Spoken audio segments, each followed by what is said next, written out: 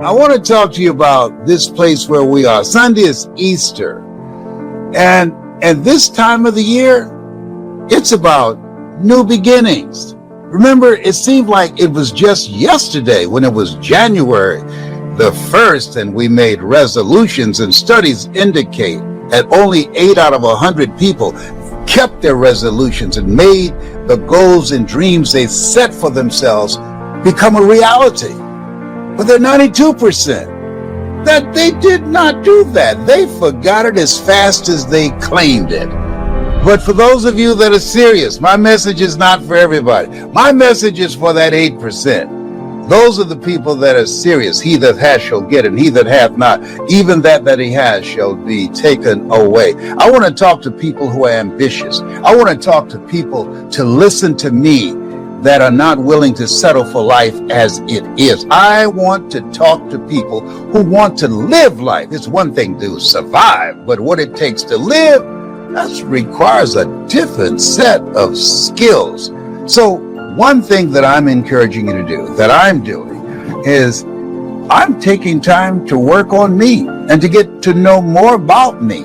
Because if you don't know who you really are, as opposed to the kind of person you were before the world got its hands on you, if you don't know that, and you've bought into the culture that is designed to destroy your sense of self, when you don't have a sense of self, when you don't have a strong identity, that takes away your purpose and the meaning of your life, and that puts you on a path of self-destructive behavior. That's why you see so many young people, and you look at it and say, you know what? Aliens do exist, and they don't know how to pull their pants up. So as you look at yourself, take the time and ask yourself, as you are living this life that you're living, is this me? Is this working for me? You haven't been in a relationship where the relationship was working for the other person, but it wasn't working for you. You're in a relationship with somebody that's always there when they need you, but when you need them, they can't be found. It's a time for self-awareness. It's a time to elevate your relationships and your knowledge and your skills and the value that you bring. New beginnings. We always have a choice. Every day represents something that we can claim and say, I'm going to make the rest of my life the best of my life. Hey, it is true that we have at any moment in our lives, we can change directions. I was upset about something, and my business partner, he said to me, don't get angry, just be decisive. Don't get angry. Somebody betrayed my trust, somebody that I loved and believed in and had their back, and I thought they had mine, and it did not happen that way. Has that ever happened to you? And so I had to rethink the relationships that I have, and I had to ask the question, who can I count on and who should I count out? Because at the end of the day, this thing called life is like an elevator. The higher you go up, you have to stop and let some people off. Who is it in your life, as you just think about it right now, that you need to open the door for and stand there until you get off? So that they don't cramp your style, so that they don't toxify and pollute your mind with their toxic behavior. Yeah, we have to promise ourselves to hold ourselves to a higher standard. We pray as if everything depends upon God, but work as if everything depends upon us. Those are the words of Mary McLeod Bethune. You have something special, a time for new beginnings, to do inventory of yourself, to get access to the unlimited potential that's waiting for you to tap into it. As Dr. Miles Monroe would say, to rob the cemetery of your dreams, of your gifts, of your leadership, of your books, of your music. Yeah, you're here for a reason. There's something that would not be here. You're a missing piece of the puzzle. God needed your presence here at this point in time for our children and our children's children. and for generations yet unborn. The time for new beginnings. What a blessing. We're here, all because of God's grace and mercy. I say to you, honor yourself by looking at your life, taking personal inventory, and be honest with yourself. Ye shall know the truth, and the truth shall set you free. And decide that you're going to upgrade your environment. Your environment affects you. Your environment, it can change you. Your environment matters. It begins to affect how you see yourself, and how you see yourself will be represented in your thoughts and your actions and the achievements that you make or you don't make. This is a time that requires new skills, new thinking, and a hunger to live your greatest life. You've been speaking at what, 52 years. 52 years speaking. What were some of the early circumstances you had to maneuver early in your career to get you to start building a platform for yourself so people can start picking you out and hearing about you? Well, when I first saw a infomercial with Tony Robbins, I said, I got a story too. You know, he had this infomercial called Personal Power. And in Gunther Rinker and those guys, they spent millions of dollars promoting him around the world, that every hour you would see a Tony Robbins infomercial. So I sent them one of my DVDs, and they responded saying, you got an inspiring story, but you're black. Dang. And we don't believe that America's ready for a black They speaker. said like that. Straight up. And so I sent them a letter back saying, thank you very much for reminding me that I'm black. I never would have known that if you hadn't told me. I said, I'll see you from the top.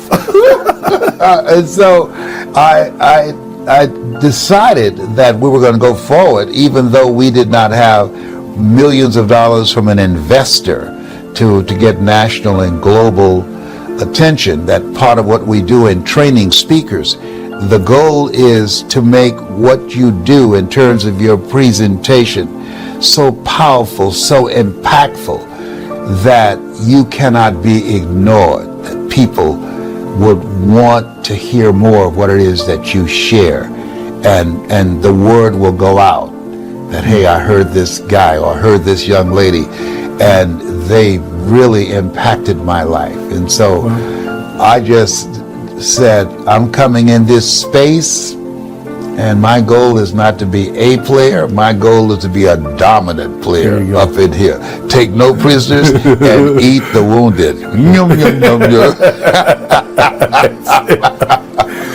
So I'm hearing prejudice and racial bias. I'm hearing exposure because there wasn't a budget to get you out there. So those are things you had to maneuver and change. What would you say also is some of the things that haven't changed, and some universal truths to getting your message out there, to leading a movement? What things haven't changed? The prejudice. That hasn't changed. Still. No, absolutely not. Okay. Well, first of all, that's going to always be with us. Okay. Yeah. What's most important is not focusing on the things that are designed to hold you back and destroy your sense of self. Here you go. What's most important is your focus on you. How are you going to deal with this? What am I going to do with this? That's what I'm always asking myself. This requires a new set of skills. How is it that I can become so impactful that a guy will say, you know what? I know he's black, but I don't give a damn about his paint job. He can help us make some money. So to me, like, it's not fair that birds eat worms, but they do. Yeah. And so life is not fair, and it's very unfair. And so there are systems that are put in place. I mean, this is the name of the game. You are in a culture that you're treated less than, and you have barriers and various things systematically that are designed to hold you back. Yeah. And so our goal is to focus on the solution, to focus on, I'm going to get through this, having that mindset of being a no matter what person. Yeah. No matter what you put in front of me, I'm going to find a way to get through this. That's the name of the game. Yeah. That's the opportunity. It's something that if we focus on that, we focus on finding the solutions, then other things come out of that. People say opportunity knocks on every door. I don't believe that. I believe that opportunity stands by silently, waiting for you to recognize it. And so I'll never forget, this news host was interviewing me and said, I see the majority of your clients are white. Shouldn't you be talking to black people given their condition? I said, no. He said, why not? I said, black people aren't the ones that's putting systems together to hold people back like me. I said, when you feel inferior to someone, you do everything you can not to have to compete with them. I said, people who look like you need what I got. He turned red as a cherry in a glass of milk. He didn't expect that. I said, come on, man. When you know who you are, you welcome competition. You say, bring it on. Yeah. So everybody, I believe, they have their own stuff that they have to deal with. All of us do. And so we have to constantly realize that life is a fight for territory. And once you stop fighting for what you want, what you don't want will automatically take over. With all the stuff that's going on right now, it's been an unspoken conversation, but then in the last 4 years, they've been emboldened, the people of darkness, saying, we can come out now. It's safe. And so, but that calls for and demands that we step up. I'm reminded of you getting your first DJ job. With, Yes. Banging on the door, Mr. Butterball there. He says, I'm ready. He says, we're not hiring. But not only did you eventually get hired, but when it's time for you to step in as a DJ, you already had your intro already prepared and ready to roll. Absolutely. I teach that it's better to be prepared for an opportunity and not have one than to have an opportunity and not be prepared. But not only was I ready to do that show, when I started working, I became the host of the radio show. I became the music director, the production person, making the commercials, selling commercials. I believe that wherever you go, you want to develop at least a minimum of 4 to 5 competencies. You want to make yourself invaluable to that corporation, that business that you're working in. This is a time that you have to expand or you are expendable. That if you go work for any major corporation right now, they require that you know at least 5 different positions. So if someone does not come in, you can step in there and take over for them. You're talking about the last, especially the 2 years that we've been through, 4 years. I want to talk about this, especially the 2 years, because a lot of people have been hurt from lockdowns and mandates and whatever case may have been through these last couple of years. A lot of people have been deemed essential, non-essential. Restaurants closing because they literally just can't sell food because people aren't coming in. That says, you know what says more about them than the clothes they're wearing? What? What they're focused on. Yes. You know what they're focused on? Having a good time. You know what they're focused on? Taking good selfies.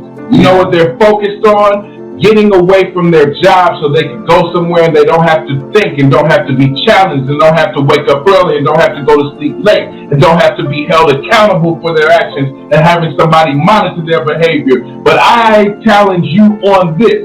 If they had the focus and the faith to market to those people, to fill up a plane with people wearing white or purple or pink or whatever, what gives us the right not to make this event Hungry for Greatness with Les Brown filled up with people coming in from all around the world, all around New York, all around DC, from Philly, from California. People are coming in from Amsterdam, from London, from Europe to be here. Why? Because this is for your faith. Yes. This is for your faith. And faith is something that we know with our works is dead. And you got to do the internal work and the external work. You got to be willing to work on yourself now. This is a different landscape. Who you've been in the past, you got to make a radical change. This is a different space. I remember the time somebody sneezed. I was on the elevator with a guy and he had his mask on. And so he started, and he took his mask off and sneezed. And I'm looking at him, and you about to make me lose my mind. Up in here. You don't put that mask on, about to make me lose my religion. Up in here. Were you beating him up with your eyebrows? I was. Oh yeah. So listen, you know what's changed off of that? What? Music. When you grew up, what was a rap? You mean the rap that I used to do? No, just what was a rap? Did rapping exist when you grew up? No. Okay. No. It did not exist. A rap was a jail record. What? A rap was a jail record? That was your rap. Oh my God. What's the rap they put on you? What did you do? What crime did you create? And you know what y'all call it today? Oh, I caught a case. I just say, well, who did it to you? Right. Oh, you broke in somebody's house. That's what happened. Like you caught a case. Yes. Now, this is interesting because everyone has their story and their journey. Yeah. And part of my story is I noticed as I was growing up, I noticed that young people were tuned in more to rappers than they were thought leaders and motivators. And I decided to actually put motivational principles in hip-hop form. Yeah. And one of the songs that I put together was called Follow Your Heart. And if you're loving this conversation with Mamie Brown's baby boy and Mamie Brown's grandbaby boy, right now, I'm going to teach you how to rap before we go to our third point. Are you ready? You gonna teach me how to rap? I'm going to teach you how to What rap. about my own rap? LB, Triple P, let's find me, flatter playing Papa. There were none before me, and there will be none after me. Therefore, that makes me The one and only. Young and single and love to make you certified, bona fide, and indubitably qualified to bring you satisfaction and a whole lot of action. What's wrong with that? What's wrong when I was in elementary school and young girls would ask me, why do they call you Mr. Vocabulary? And I said, because linguistically or orationally, I'm emphatic that I possess an ad infinitum etymology, which is simply incalculable. However, I want to be like Columbus. I believe in the simplicity of life, and I want to discover you. Boom! Come on! You think y'all just came up with rap? Oh, that would be a break. The only problem with that is you have to do more than one rap, okay? We gotta teach you some more rap. This rap is about faith. I want you to stand on here because I'm having a hot time. You shining already, please. Where are you going? It's over there. It's right over there. Yeah, go right there. Staff members when you need them. I don't know. I'm going to be talking about working harder on yourself than you do on your job. Because here's what we know. There's no such thing as job security. Here's what we know.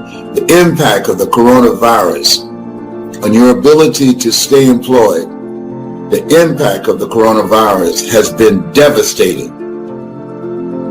Devastating. And this is a time that you have to look at you. You have to learn something new, something that you love and something that you can get training and coaching on from someone who's experienced and trained in that area to accelerate your growth and credibility and development so that you can have something else going for you other than a job.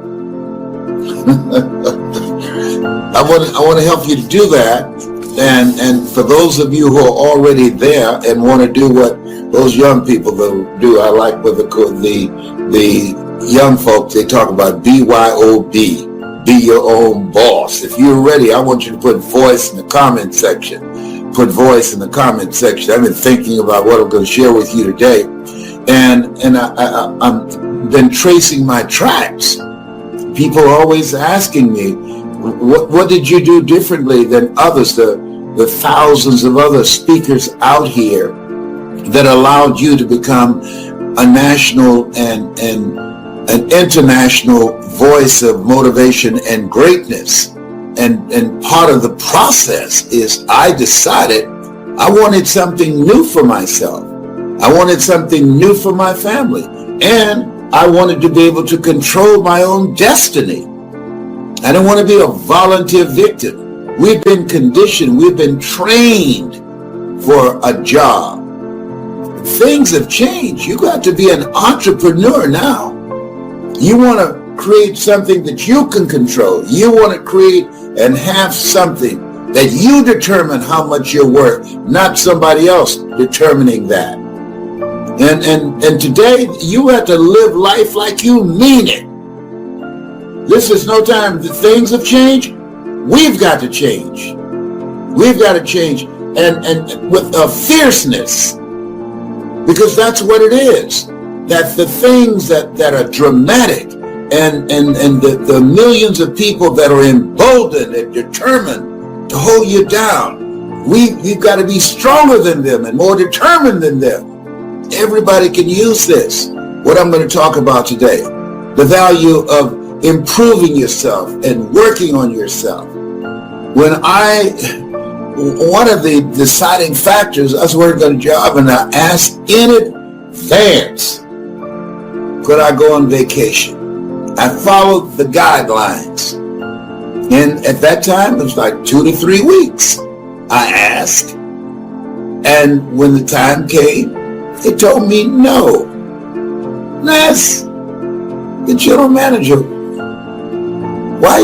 Look, I did it within the parameters of what you've laid out for me. Why are you telling me no? Know what he said? Because I can. Whoa. And if you go, you won't have a job when you get back. Now, this is why it's important to work harder on yourself than your job. Because he knew I have a family.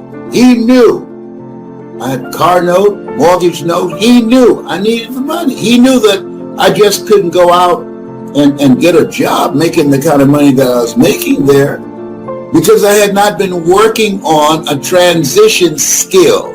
I had not been working on developing myself. I was putting more time and more effort on the job than myself. I'm not talking to you about something that I don't know.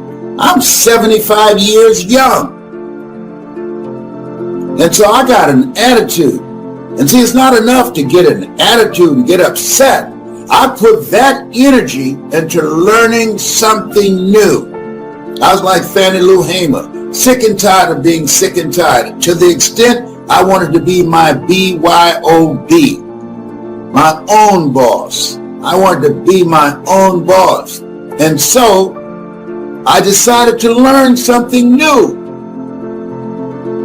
You want to learn something new in this environment where millions of jobs are being lost because of the coronavirus. And over 47 million jobs are projected to be lost because of artificial intelligence. This is a new era. It's called the end of work. The end of work. Things are going to be automated.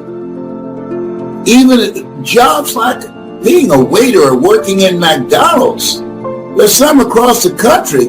There are no people in there. Banks, you can go in. You used to see a lot of people in a bank. I went into a bank the other day. There's only one person there, a long line. Why? They've been replaced through technology. Hello? Put voice in the comment section and learn how to do something that's you. John H. Johnson, who, with a $500 loan from his mother, built a $4 million empire. He said something I always keep in mind. There's no defense against an excellence that meets a pressing public need. What's pressing today, Les, that I have? Do you have a story?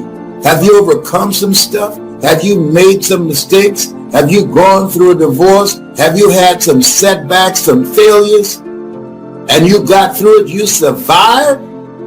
It's a pressing public need. How you got through that becomes a survival guide for people that's struggling with that right now. That's what it is. Your story is powerful. That's why Steve Jobs said the storyteller is the most powerful person in the world. And so the key to today, making it today, with all the uncertainty, what's major is to have your mind focused. Now you want to keep social distancing from people. Don't join the crazies now. This coronavirus, it does not play. You want to respect this. My grandchildren came over. Hey, Papa. They're looking upstairs. Hey, Papa, I love you. Here's a virtual hug. I love you very much. Here's a kiss on the head. No! This thing ain't playing. And we shouldn't play. And don't play with your future. You take charge of your future. Learn something new. Learn something new. And don't take forever to do it. Learn it from somebody who's accomplished and achieved what it is you want to achieve in the area that you love. That's you. Life is too short and unpredictable to spend 8 or 60 hours a week doing something that's not you just to survive.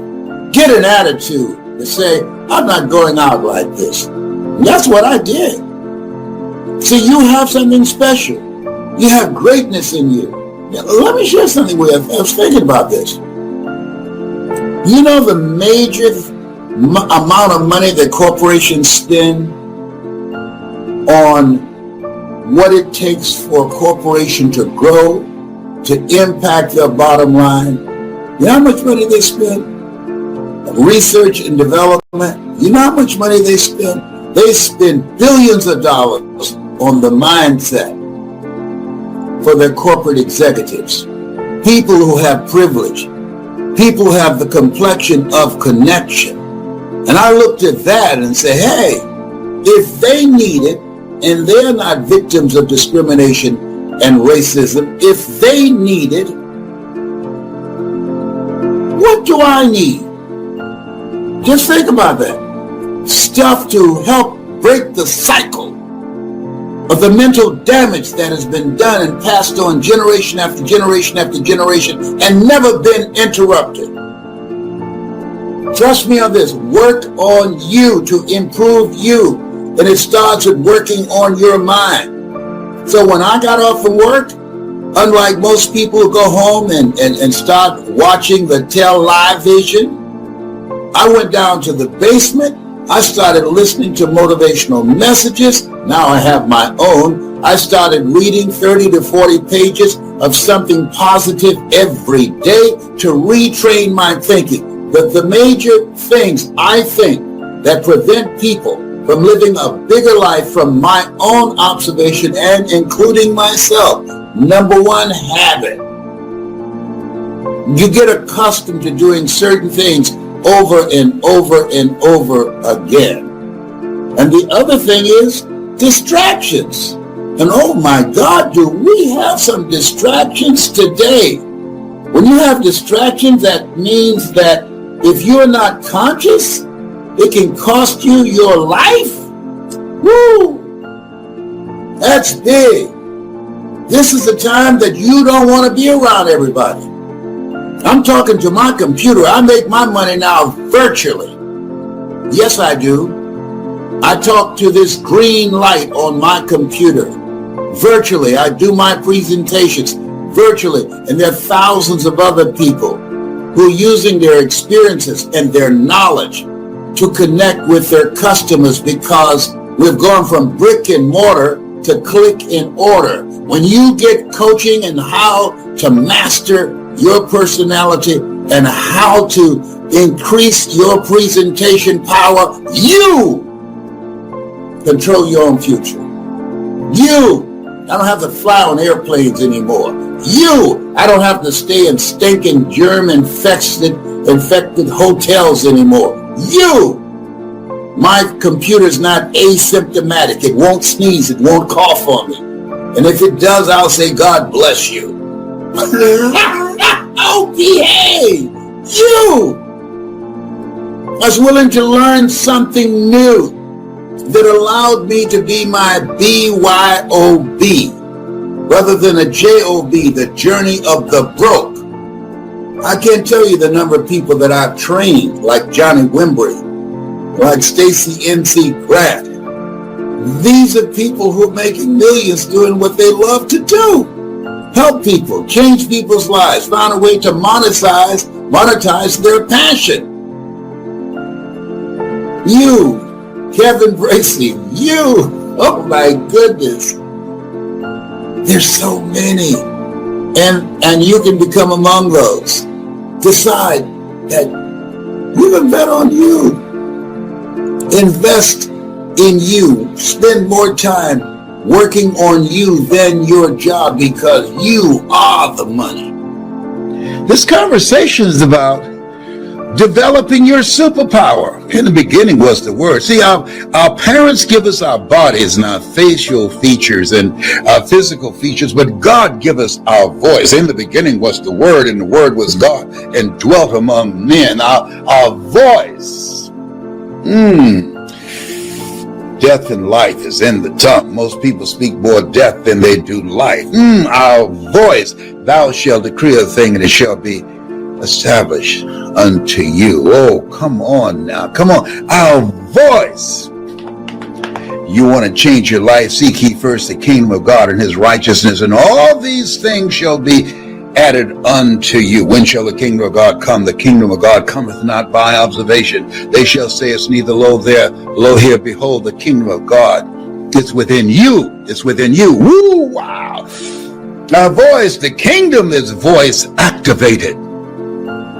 That's why when you encourage someone, you stir up something in them. That's why when you speak, that you're able to ignite and release the kingdom of stories of greatness and potential and artistry and enable them to expose themselves to a part of themselves that they can't go to by themselves, and that when you spoke, you exposed them to the kingdom of potential in them to live a larger life, to live the life that they were chosen to live their calling. A job is what you get paid for. A calling is what you're made for. And that calling is something that you love it so much you do it for nothing, but you do it so well that people will pay you to do it. Most people are doing things just to get paid. Let me tell you something. When you do something that's you, it's a different kind of feeling. It's a different kind of experience. If you're ready to make money with your voice, with your story, with your knowledge, with your experiences, with things that you've seen, things that you have observed, I got to tell you this story. Listen, you won't believe it. This is going to blow your mind. You won't believe it, and you're going to believe it. It's shocking. It's a drop the mic moment. It's jaw dropping what I'm about to tell you right now. Just let some other people know and say, Les is about to say something that you're going to say, whoa, wow. I'm telling you, do it right now. Have somebody else. Listen to me. I will tell you this story. And I'm gonna find a way to make it work for you, all right? Okay, I thought it just dropped in my spirit. Ladies and gentlemen, and this is primarily to men. Brothers, fathers, it's time to step up. Oh, some of you are. You provide and you protect, but far too many don't. My son, my oldest son, was working on his job. And there's a young lady that he knew that he was talking to, and a guy came by and spoke to her, and she didn't say anything. And so when she left from talking to my son, listen to me. This guy said to my son, hey man, what's up with her? I've been trying to get a conversation with her, and she won't talk to me. She's ignoring me. She won't give me the time of day. And my son said, I don't know. So when the guy walked away and she came back, because she moved deliberately, because she saw him coming over where my son and she was sitting. And so my son Calvin asked her, why did you move deliberately? And this guy saying he's been speaking to you, but you won't give him the time of day. You know what she said? He is the father of our son. And because he's not involved, because he doesn't come around, he doesn't remember my face. Good God from Zion. Whoa! You can't make this kind of stuff up. You can't make this up. He'd been absent. He's a sperm donor. You can't make this stuff up. He's not involved in his child's life. He's been away so long, so absent, he doesn't even remember the face of the mother of their child. Oh, God. Oh, boy. Oh, we have. Oh, boy.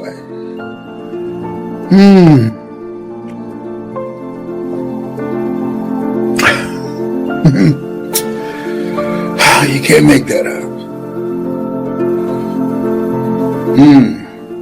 That's heavy. Yes.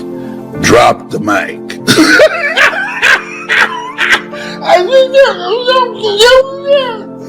You know what Tyrone said? You about to make me cuss, Mr. Brown.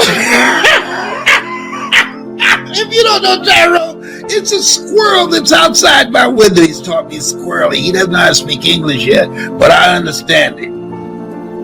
You know, I've been in the house too long. Oh my God! Oh my God! Oh, this thing called life is just too much. It's just too much. As Jerry would say. See, part of being able to change what's looking back at you in the mirror is being around the right people. That's major. Being around the right people. Having the right coach, the right mentor. Having a different kind of environment. Having different stuff coming in your ears. Nothing gets through except through the ears and the eyes. This is the time, this place where we are, you have to create a shift in your environment. You want to create an environment deliberately that sets you up to win. If you're ready to do that, so I'm ready to win. If you're hungry, see, the reason that I put in the work to change that guy that was looking back at me in the mirror, I was hungry to win. I was a father, a husband, I had car note and mortgage note. I was hungry to know the best part of myself that I did not see yet, and I was willing to invest in me to make that happen. I didn't have the money to do it, but I couldn't afford not to do it. See, sometimes when it comes to you, you got to become a no matter what person. That whatever it takes, that you're willing to do it. And part of that is to sacrifice. But when you start talking about how do I leave a legacy? How do I create a presence that when I die, that there will still be conversations beyond 2 weeks after I'm gone? A friend of mine died and somebody asked, hey, well, I haven't seen Marvin for a few days. Oh, Marvin's dead. He's dead. Yeah. How long he's been dead? Oh, man, about 6 months? Are you kidding me? I didn't know. You know why I didn't know? Because Marvin's life was so inconsequential. His presence was not missed. Now, most people, when they die, their presence will not be missed. But there's certain people, when they go, the word will go out. The word will go. John Lewis, oh, the word went out. Elijah coming, the word went out. These are bad brothers up in here. Aunt Boo Boo, Cicely Tyson, that's what we call her, Aunt Boo Boo. Cicely Tyson, when she took her last breath, the word went out. Her presence was felt. She made an impact. Those brothers made an impact with their lives. We're here to make a difference. Make an impact. If you're ready to make an impact, if you're ready to learn how to do that, to be around the right people, to be in a community of people that will introduce you to a part of yourself that you can't discover by yourself. If you're hungry, you gotta be hungry. And this place where we are right now, you want to make it? Some stuff's about to happen. The bottom's about to drop out. With 47 million jobs being taken over by artificial intelligence. I saw online the other day, they had a robot jumping rope. I'm not making this up. A robot jumping rope, making salads, pouring drinks. Excuse me? I'm not making this up. This is the time you have to reinvent yourself to stay ahead of technology. This is the time you want to give yourself a competitive edge, because that's what you have to do. If you're around people who are on the same level that you are, who have not done what you've done, that you can't learn from, if you're around people who don't lift your spirit, people who don't inspire you, people who don't hold you accountable, people who don't challenge you, people that you can't learn by, you earn within $2,000 to $3,000 of your closest friends. You around me, you learn how to earn $70,000 an hour or more. Why? Because of the relationship. People rub off on you. Sidney Poitier, I love to talk about him in the book called The Measure of a Man. When you go for a walk with somebody, something happens. Either they adjust to your pace or you adjust to their pace. Whose pace have you adjusted to? And most of us have been adjusting to the pace of people below us. People who have no goals, people who have no dreams, people who are doing the same thing day in and day out. No sense of responsibility, no commitment to their children, no idea of building a vision and living from a life of legacy. When they die and they take their last breath, rather than leaving a legacy, they leave liabilities. Oh, help me, Lord. Can you believe that? This guy trying to have a conversation with a woman and ask my son when he comes back over, why won't she talk to me? What's up with her? She's stuck up for something? And when my son asked her when she came back when he left, what's up? You don't like him? Well, I know him very well. We had a baby together. And because he doesn't come around, because he never came back once I called him and said, I'm pregnant, he doesn't even remember how I look, and he's never seen his son, our son. I have nothing to say. Whew. As my mother would say, do Jesus. That's what Baby Brown was saying. I think I'm gonna land this plane. I have 4 values, and I'd love to go over those with you and get your interpretation of, 1, the importance of these 4 values, but 2, how you effectuated them in your life. The number 1 is a common one between all great thought leaders that I've ever met, and it's gratitude. What does gratitude mean to you, and how do you implement gratitude in your life as a practice? When I get up in the morning, the first thing that I think about is, 1, I'm here and I'm grateful. And I thank God for my voice, for my ability to still be actively engaged in life, for my family. I just discovered, Dave, just think about this. My birth family, I just laid eyes for the first time at 77 a picture of my birth mother and father and connected with my birth family in Gainesville, Georgia. I never knew, something I always wanted to know. And so I'm grateful for that. And I asked God, what am I supposed to do with this? Well, my birth mother was a motivational speaker, and my grandmother was a motivational speaker. They have a museum in her name, Beulah Rucker Museum. These were two very active people. And as I'm reading about them, what I've done is nothing compared to what they did during that time. And so it says to me, you got to step up. You've got more work to do while you're still here, and be grateful that you have the ability to do it. We live in the greatest country in the world that gives us an opportunity to live a life that will outlive us. That's amazing. And there's no doubt that energetic and genetic inheritance is showing itself and now inspiring you to even be a greater force of empowerment. The second one is truly something that a lot of people get confused about, and it's forgiveness.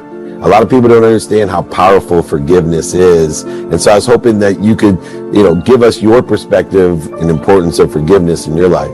I like what Mark Twain said. He said, forgiveness is a fresh fragrance a rose leaves on the foot that crushed it.